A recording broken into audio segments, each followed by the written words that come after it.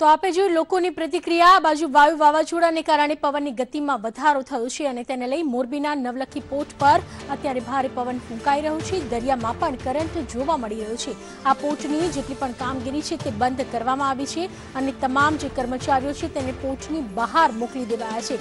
એટલું જ નહીં, આ પોર્ટ પર ભયસૂચક સિગ્નલ 9 નંબર હજુ પણ યથાવત છે। તો મોરબીમાં આ નવલખી પોર્ટ જે આવેલું છે, વાયુ ચક્રવાતની અસર અને તેની ગંભીરતાને ધ્યાનમાં રાખી અહીં સાવચેતીના ભાગરૂપે તમામ જે કર્મચારીઓ છે તેને પોર્ટની બહાર મોકલી દેવામાં આવ્યા છે સુરક્ષિત જગ્યાએ। એટલું જ નહીં, આ પોર્ટ પર ભયસૂચક સિગ્નલ 9 નંબરનું સિગ્નલ લગાવી દેવામાં આવ્યું છે। આ ઘણું જ ગંભીર કહી શકાય કે 9 નંબરનું સિગ્નલ અહીં લગાવવું પડ્યું છે કારણ કે દરિયામાં કરંટ જોવા મળી રહ્યો છે મોરબીમાં। એટલું જ નહીં, ભારે પવન પણ ફૂંકાઈ રહ્યો છે અને વાયુ ચક્રવાત ભલે તે ફંટાઈ ગયું હોય પરંતુ તેની અસર ચોક્કસથી જોવા મળશે અને આ પરિસ્થિતિને સાંખી ન લેવી જોઈએ, તેને હળવાશથી ન લેવી જોઈએ।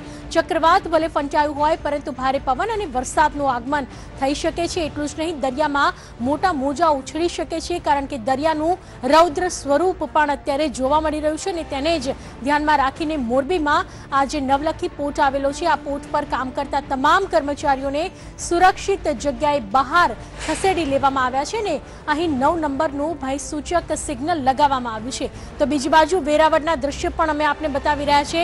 દરિયાનું રૌદ્ર સ્વરૂપ અહીં જોવા મળી રહ્યું છે, ઊંચા ઊંચા મોજા અહીં ઉછળી રહ્યા છે અને આ ગંભીર પરિસ્થિતિ જે જોવા મળી રહી છે, હવામાન વિભાગ દ્વારા કહેવામાં આવ્યું છે કે હજુ પણ લોકોએ સાવચેત રહેવું જોઈએ। ટીવી સ્ક્રીન પર અમે આપને કંટ્રોલ રૂમના નંબર્સ પણ દર્શાવી રહ્યા છે। છોટાઉદેપુર, રાજકોટ, અરવલ્લી આ તમામ જે પ્રભાવિત જિલ્લાઓ છે, સુરત છે, ખેડા છે, આ તમામ જિલ્લાઓમાં વાતાવરણમાં પલટો આવી શકે છે। લોકોને જો ક્યાંક ને ક્યાંક મુશ્કેલીનો સામનો કરવો પડે તો તેઓ સહાય માંગી શકે તે માટે કંટ્રોલ રૂમના નંબર પણ સંદેશ ન્યૂઝના આ સ્ક્રીન પર આપ જોઈ શકો છો। આપ જે જિલ્લામાં રહેતા હોય ત્યાંથી આ કંટ્રોલ રૂમનો નંબર તમે ડાયલ કરીને મદદ માંગી શકો છો।